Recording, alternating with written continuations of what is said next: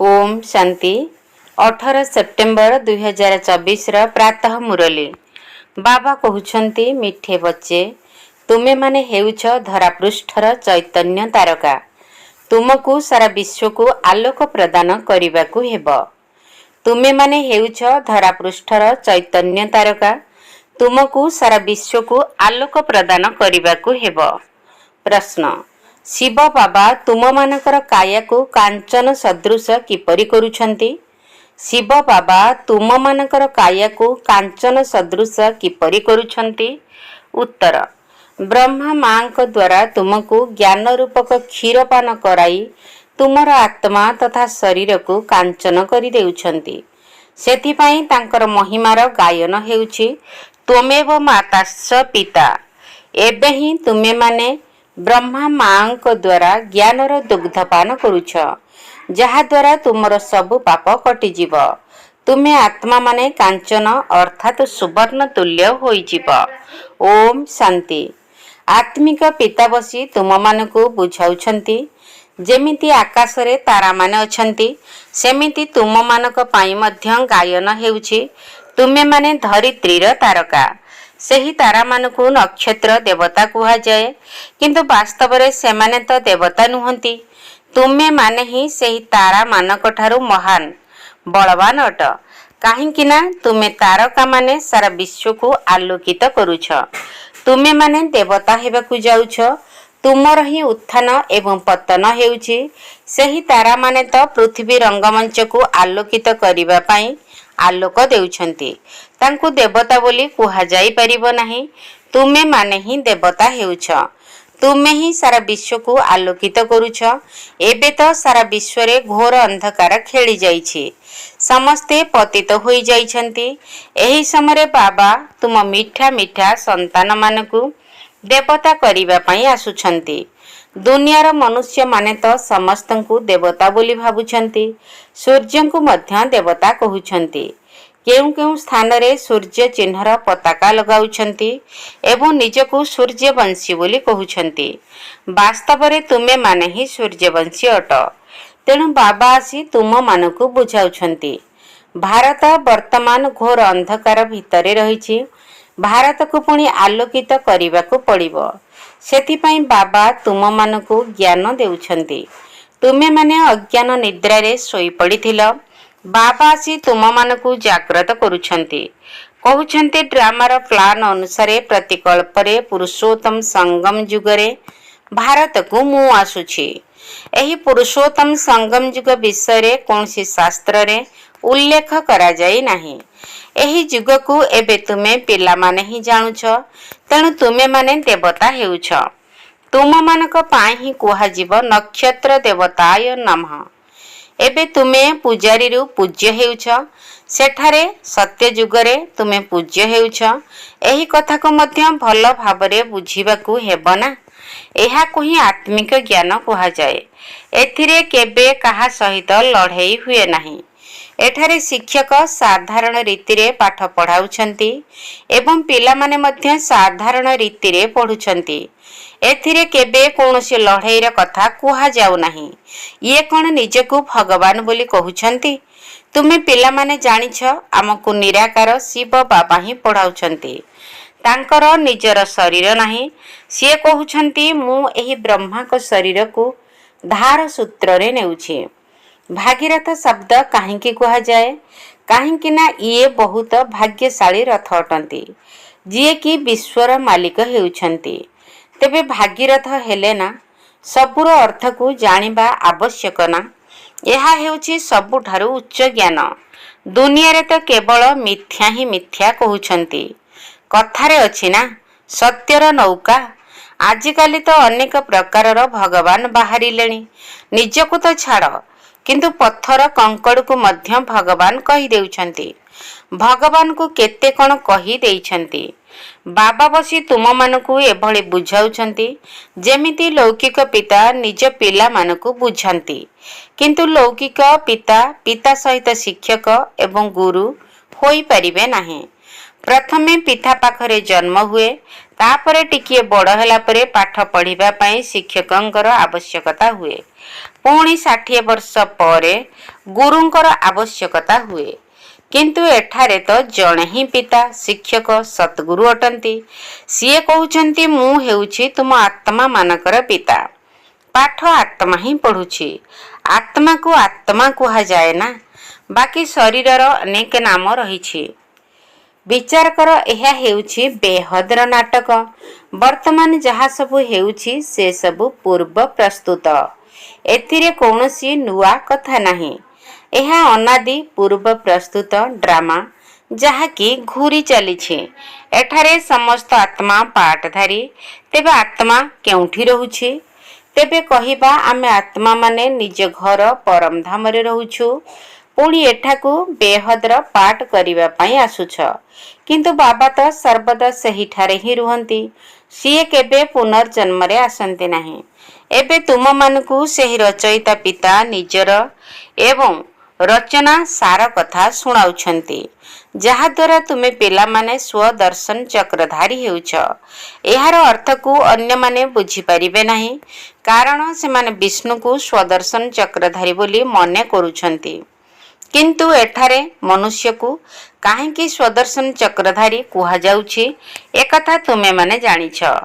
जेतेबेले शूद्र वर्णर थिले सेतेबेले मध्य मनुष्य ही थिले।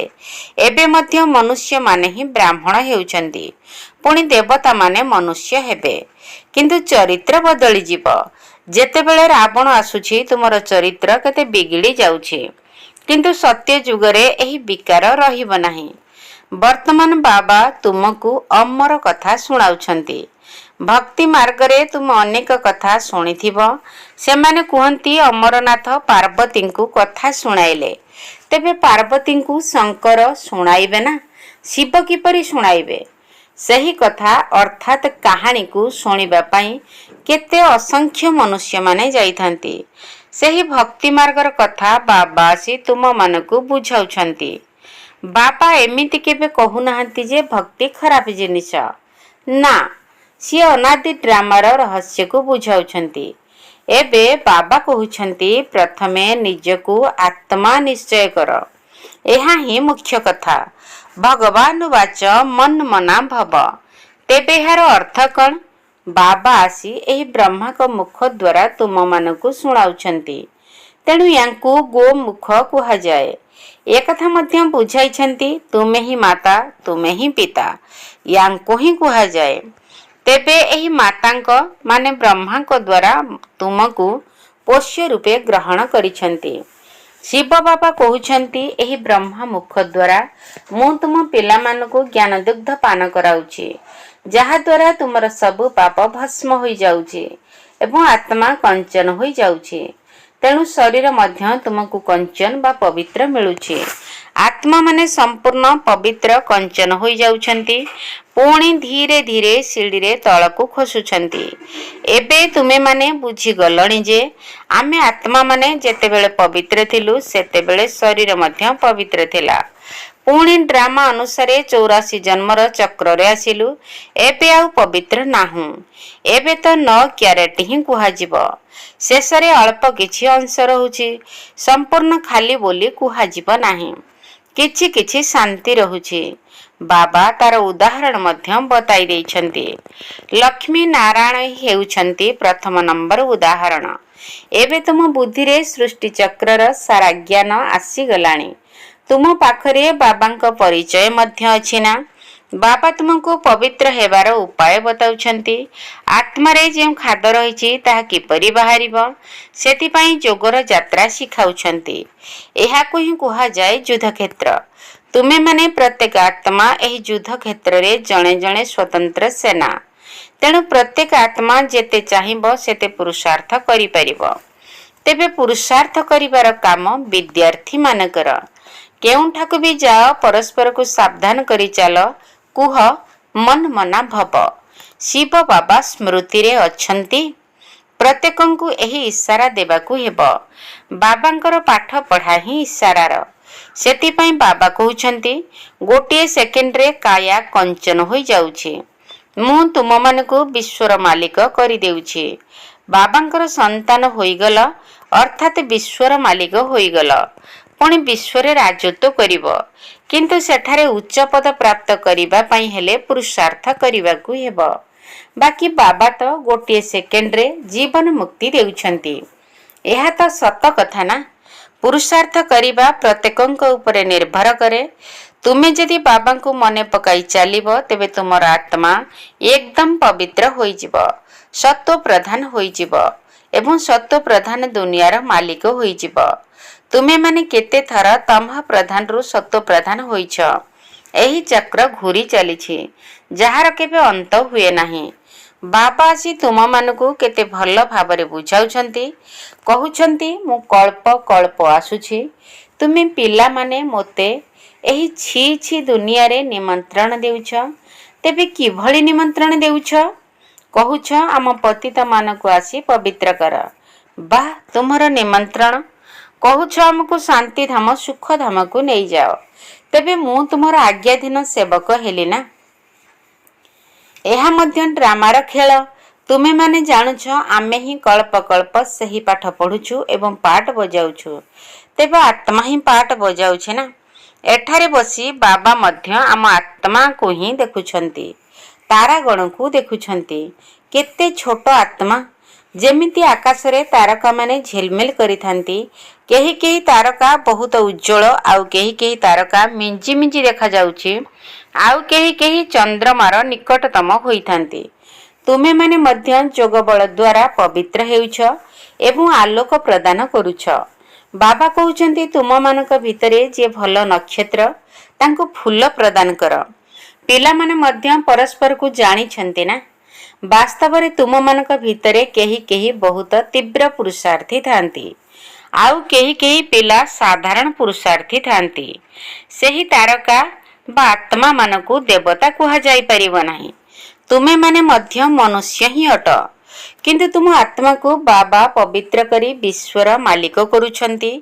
ବାବା ସମ୍ପତ୍ତି ରୂପରେ କେତେ ଶକ୍ତି ଭରୁଛନ୍ତି। ସିଏ ସର୍ବଶକ୍ତିମାନ ନା। ବାବା କହୁଛନ୍ତି ମୁଁ ତୁମମାନଙ୍କୁ ବହୁତ ଶକ୍ତି ଦେଉଛି। ତୁମେମାନେ ଗାୟନ କରୁଛ ନା। ଶିବ ବାବା ଆପଣ ଏଠାରେ ବସି ଆମକୁ ପାଠ ପଢ଼ାଇ ମନୁଷ୍ୟରୁ ଦେବତା କରିଦେଉଛନ୍ତି। ବାଃ, ଏମିତି ତ ଆଉ କେହି କରିପାରିବେ ନାହିଁ। ଏହି ପାଠ ଆମ ପାଇଁ ରୋଜଗାରର ଉତ୍ସ ହୋଇଯାଉଛି ନା। ସମଗ୍ର ଆକାଶ ପୃଥିବୀ ଆମର ହୋଇଯାଉଛି, ଯାହାକୁ ଆମଠାରୁ କେହି ଛଡ଼ାଇ ନେଇପାରିବେ ନାହିଁ। ତାକୁ କୁହାଯାଏ ଅଟଳ ଅଖଣ୍ଡ ରାଜ୍ୟ, ଯାହାକୁ କେହି ଖଣ୍ଡନ କରିପାରିବେ ନାହିଁ, କେହି ଜଳାଇ ପାରିବେ ନାହିଁ। ତେଣୁ ଏଭଳି ବାବାଙ୍କର ଶ୍ରୀମତ ଅନୁସାରେ ଚାଲିବା ଉଚିତ ନା। ପ୍ରତ୍ୟେକଙ୍କୁ ନିଜ ନିଜର ପୁରୁଷାର୍ଥ କରିବାକୁ ହେବ। ପିଲାମାନେ ମ୍ୟୁଜିୟମ ଆଦି ତିଆରି କରୁଛନ୍ତି। ତେବେ ଏହି ଚିତ୍ର ଦ୍ୱାରା ନିଜର ସମାସ୍କନ୍ଦଙ୍କୁ ବୁଝାଇବା ଉଚିତ। ବାବା ନିର୍ଦ୍ଦେଶ ଦେଇ ଚାଲିଛନ୍ତି, ଯେଉଁ ଚିତ୍ରର ଆବଶ୍ୟକ ହେଉଛି ଭଲ ତିଆରି କର। ବୁଦ୍ଧି ତ ସମସ୍ତଙ୍କର କାମ କରୁଛି। ମନୁଷ୍ୟମାନଙ୍କର କଲ୍ୟାଣ ନିମନ୍ତେ ହିଁ ଏସବୁ ଚିତ୍ର ତିଆରି କରାଯାଉଛି। ତୁମେମାନେ ଜାଣିଛ ସେବା କେନ୍ଦ୍ରକୁ କେବେ କେବେ କେହି କେହି ଆସୁଛନ୍ତି। ତେବେ ଏଭଳି କ'ଣ ଯୁକ୍ତି ରଚନା କରିବା ଦରକାର, ଯାହାଦ୍ୱାରା ଲୋକମାନେ ଆପେ ଆପେ ଏଠାକୁ ସ୍ୱର୍ଗର ସମ୍ପତ୍ତି ନେବାକୁ ଆସିବେ। ଯଦି କୌଣସି ମିଠା ଦୋକାନୀର ମିଠା ବହୁତ ସ୍ୱାଦିଷ୍ଟ ହୋଇଥାଏ, ତେବେ ତାର ଚାରିଆଡ଼େ ପ୍ରଚାର ହୋଇଯାଇଥାଏ। ସମସ୍ତେ ଜଣେ ଜଣକୁ କହିବେ ଅମୁକ ଦୋକାନକୁ ଯାଅ। ସେହିଭଳି ଏହା ମଧ୍ୟ ସବୁଠାରୁ ସ୍ୱାଦିଷ୍ଟ ଏକ ନମ୍ବର ମିଠା। ଏଭଳି ମିଠା ଆଉ କେହି ଦେଇପାରିବେ ନାହିଁ। ଜଣେ ଦେଖିଗଲେ ପୁଣି ଅନ୍ୟକୁ ଯାଇ ଶୁଣାନ୍ତି। ତୁମମାନଙ୍କ ବୁଦ୍ଧିରେ ସର୍ବଦା ଏହି ବିଚାର ଆସୁଛି ଯେ ଭାରତ କିଭଳି ସ୍ୱର୍ଣ୍ଣିମ ଯୁଗକୁ ଆସିବ। ସେଥିପାଇଁ ତୁମେମାନେ ଲୋକମାନଙ୍କୁ କେତେ ବୁଝାଉଛ, କିନ୍ତୁ ପଥର ବୁଦ୍ଧି ହୋଇଥିବା କାରଣରୁ ପରିଶ୍ରମ କରିବାକୁ ପଡୁଛି। ଶିକାର କରିବା ମଧ୍ୟ ଶିଖିବାକୁ ପଡୁଛି ନା। ପ୍ରଥମେ ପ୍ରଥମେ ଛୋଟ ଶିକାର କରିବା ଶିଖାଯାଉଛି, ପୁଣି ବଡ଼ ଶିକାର ପାଇଁ ସେଭଳି ଶକ୍ତି ଥିବା ଦରକାର ନା। ଦୁନିଆରେ କେତେ ବଡ଼ ବଡ଼ ବିଦ୍ୱାନ ପଣ୍ଡିତମାନେ ଅଛନ୍ତି। ସେମାନେ ବେଦ ଶାସ୍ତ୍ର ଆଦି ପଢ଼ି ପାଣ୍ଡିତ୍ୟ ଲାଭ କରିଛନ୍ତି। ନିଜକୁ କେତେ ବଡ଼ ଅଧିକାରୀ ମନେ କରୁଛନ୍ତି। ବନାରସରେ ସେମାନଙ୍କୁ ବଡ଼ ବଡ଼ ଉପାଧି ମିଳିଥାଏ। ତେଣୁ ବାବା କହିଥିଲେ ପ୍ରଥମେ ପ୍ରଥମେ ବନାରସରେ ସେବାର ପରିସର ତିଆରି କର। ବଡ଼ ବଡ଼ ଲୋକଙ୍କ ମୁଖରେ ପ୍ରଶଂସା ହେଲେ ଯାଇ କେହି ଶୁଣିବେ। छोट मानकर कथा तो केही शुणती नहीं।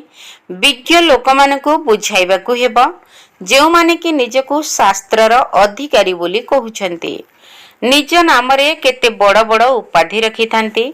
शिव बाबांकर मध्य एते बड़ उपाधि नाही। एबे भक्ति मार्गर राज्य चलीछि, पुणी तापरे ज्ञान मार्गर राज्य हेबो। ज्ञान मार्गरे भक्ति हुए नहीं, पुणी भक्ति रे ज्ञान न थाए। तेणु बाबा एकथा बुझाउछंती। बाबा एभଳି देखुछंती जेपरि सम्मुखरे सबु आत्मा बसिछंती। सेतिपाई देहर अभिमान को त्याग करिबाकु हेबो। जेमिति आकाशरे तारा मानकर झिलमिली लागी रहिछि, सेमिति एठारे मध्य तुम आत्मा मानकर झिलमिली लागी रहिछि। केही केही बहुत उज्ज्वलमय तारका होई गलेनी। एमाने हेउछंती पृथ्वीर तारा, जेउमानकु देवता कुहा जाए। एही दुनिया बेहद रंगमंच अटे। बाबा बुझाउछंती दुनिया रे हदर राति एवं दिन हेउछि, किंतु एहा हेउछि अधा कल्पर राति एवं अधा कल्पर दिन, जहा कि बेहदर अटे। दिन रे तो सुख ही सुख रहिछि, केउंठी धक्का खाइबाकु पड़ी न थाए। ज्ञान रे सुख एवं भक्ति रे हेउछि दुख। सत्य जुग रे दुखर नाम ही नाही, कारण सेठारे काल न थाए। तुमे माने एबे काल उपरे विजय प्राप्त करूछ। सेठारे मृत्युर नाम ही नाही, कारण ताहा अमर लोक। तुमे माने जानिछ बाबा आमको अमर लोक को जीवा पाई अमर कथा सुनाउछंती। एबे तुम मिठा मिठा पिला मानक बुद्धि रे सत्य जुगरु आरंभ करी ए पर्यंत सारा चक्र भरी होई रहिछि। तुमे माने जानिछ आम आत्मा मानकर घर ब्रह्मलोक। सेठारु एठाकू क्रमानुसारे पाठ बजाइबा पाई आसुछे। अनेक आत्मा अछंती। बाबा तो जण जण करी समस्त विषय रे कहिबे नाही, तेणु संक्षिप्त रे बताई देउछंती। केते शाखा प्रशाखा सब रहिछि। धीरे धीरे बढ़ी बढ़ी वृक्षर वृद्धि होई थाए। बहुत अछंती जेउ मानकू निज धर्म विषय रे मध्य जणा नाही। वर्तमान बाबा आसी तुम मानकू बुझाउछंती। प्रकृत रे तुमे देवी देवता धर्मर अट, किंतु एबे तुमर धर्म भ्रष्ट कर्म भ्रष्ट होई जाइछि। एबे तुम पिला मानक बुद्धि रे अछि जे वास्तव रे आमे शांति धामर निवासी। पुणी पाठ बजाइबा पाई एठाकू आसुछु। एठारे एही लक्ष्मी नारायणकर राजत्व चालुथिला, पुणी एबे आसी संगम जुगरे पहुंचीछि। बाबा बुझाउछंती तुमे माने सूर्यवंशी थिल, पुणी चंद्रवंशी हेल, बाकी मझिरे तो अध पतन होई थाए। यह बेहदर खेल। यह केते छोट वृक्ष, ब्राह्मण मानकर कूल, पुणी यह केते बड़ होई जिवो। समस्तंकु देखि हेबो नाही, आउ मिसी मध्य हेबो नाही। सब स्थान रे सेवार परिसर सृष्टि करा जाउछि। बाबा कहउछंती दिल्ली बनारस रे सेवार परिसर सृष्टि कर। तुमे माने जोग बल द्वारा सारा दुनिया उपरे एक राज्यर स्थापना करूछ। तुम मानकु केते खुशी लागुछि। सेवा अर्थे किए केउ आड़े आउ किए केउ आड़े जाउछंती ना। एबे तुम मानकर कथा को केही सुनु नाहंती। जेतेबेले एठाकू बड़ बड़ लोक आसीबे, खबर कागज रे बाहरिबो, सेतेबेले जाई बुझिबे। एबे तो छोट छोट शिकार करूछ। बड़ बड़ साहुकार माने तो एही कली जुग को ही निज पई स्वर्ग मने करूछंती। एठाकू तो गरीब माने आसी निजर संपत्ति नेउछंती। कहउछंती बाबा मोर तो केवल आपण, आउ अन्य केही नाही। किंतु एपरी सेतेबेले कहि परिबे जेतेबेले मोह ममता सारा दुनिया रु तुटी थिबो। अच्छा मिठा मिठा सिकिल दे संतान मानक प्रति माता पिता बाप दादांकर मधुर स्नेह संपन्न शुभेच्छा एवं सुप्रभात। आत्मिक पितांकर आत्मिक संतान मानकु नमस्ते। आम आत्मिक संतान मानकर आत्मिक बाप दादांकु नमस्ते नमस्ते नमस्ते सुप्रभात। धारणा पाई मुख्य सार। प्रथम पॉइंट, आत्मा को कांचन करिबा पाई परस्पर को सावधान करिबा को हेबो। मन मना भाव स्थिति रे स्थित हेबार शिक्षा देबा को हेबो। जोगबल आधार रे पवित्र होई चमकुथिबा तारका हेबाकू पड़िबो। आत्मा को कांचन करिबा पाई परस्पर को सावधान करिबा को हेबो। मन मना भाव स्थिति रे स्थित हेबार शिक्षा देबाकू हेबो। जोगबल आधार रे पवित्र होई चमकुथिबा तारका हेबाकू पड़िबो। द्वितीय पॉइंट, ଏହି ବେହଦ ଏବଂ ପୂର୍ବ ପ୍ରସ୍ତୁତ ନାଟକକୁ ଭଲ ଭାବରେ ବୁଝି ସ୍ୱଦର୍ଶନ ଚକ୍ରଧାରୀ ହେବାକୁ ପଡ଼ିବ। ଜ୍ଞାନର ଅଞ୍ଜନ ଦେଇ ମନୁଷ୍ୟମାନଙ୍କୁ ଅଜ୍ଞାନ ରୂପକ ଘୋର ଅନ୍ଧକାରରୁ ବାହାର କରିବାକୁ ପଡ଼ିବ। ଏହି ବେହଦ ଏବଂ ପୂର୍ବ ପ୍ରସ୍ତୁତ ନାଟକକୁ ଭଲ ଭାବରେ ବୁଝି ସ୍ୱଦର୍ଶନ ଚକ୍ରଧାରୀ ହେବାକୁ ପଡ଼ିବ। ଜ୍ଞାନର ଅଞ୍ଜନ ଦେଇ ମନୁଷ୍ୟମାନଙ୍କୁ ଅଜ୍ଞାନ ରୂପକ ଘୋର ଅନ୍ଧକାରରୁ ବାହାର କରିବାକୁ ପଡ଼ିବ। ବରଦାନ। ବାଳକ ତଥା ମାଲିକ ପଣିଆର ସ୍ମୃତି ଦ୍ୱାରା ସର୍ବ ସମ୍ପତ୍ତିକୁ ନିଜର କରୁଥିବା ସ୍ୱରାଜ୍ୟ ଅଧିକାରୀ ଭବ। ବାଳକ ତଥା ମାଲିକ ପଣିଆର ସ୍ମୃତି ଦ୍ୱାରା ସର୍ବ ସମ୍ପତ୍ତିକୁ ନିଜର କରୁଥିବା ସ୍ୱରାଜ୍ୟ ଅଧିକାରୀ ଭବ। ବିସ୍ତାର। ବର୍ତ୍ତମାନ ସମୟରେ ତୁମେ ପିଲାମାନେ କେବଳ ବାଳକ ଅର୍ଥାତ୍ ସନ୍ତାନ ନୁହେଁ, ବରଂ ବାଳକ ହିସାବରେ ମାଲିକ ଅଟ।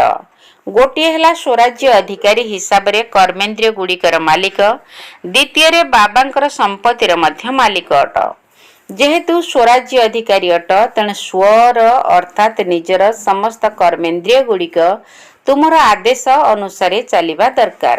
କିନ୍ତୁ ସମୟ ଅନୁସାରେ ମାଲିକ ପଣିଆର ସ୍ମୃତିକୁ ଭୁଲାଇ ନିଜର ଅଧୀନରେ ଥିବା ମନକୁ ନିୟନ୍ତ୍ରଣ କରିବା ପାଇଁ ବାବା ତୁମମାନଙ୍କୁ ମନ୍ମନ ଭବର ମନ୍ତ୍ର ଦେଇଛନ୍ତି। ମନ୍ମନ ଭବ ସ୍ଥିତିରେ ସ୍ଥିତ ରହିବା ଦ୍ୱାରା କୌଣସି ପ୍ରକାରର ବ୍ୟର୍ଥ କଥାର ପ୍ରଭାବ ପଡ଼ିବ ନାହିଁ ଏବଂ ସର୍ବ ସମ୍ପତ୍ତି ନିଜର ବୋଲି ଅନୁଭବ ହେବ। ସ୍ଲୋଗାନ। ପରମାତ୍ମା ପ୍ରେମର ଝୁଲାରେ ବସି ଉଡ଼ିବା କଳାର ମଉଜ ଅନୁଭବ କରିବା ହିଁ ସବୁଠାରୁ ଶ୍ରେଷ୍ଠ ଭାଗ୍ୟ। ପରମାତ୍ମା ପ୍ରେମର ଝୁଲାରେ ବସି ଉଡ଼ିବା କଳାର ମଉଜ ଅନୁଭବ କରିବା ହିଁ ସବୁଠାରୁ ଶ୍ରେଷ୍ଠ ଭାଗ୍ୟ। ଓମ୍ ଶାନ୍ତି।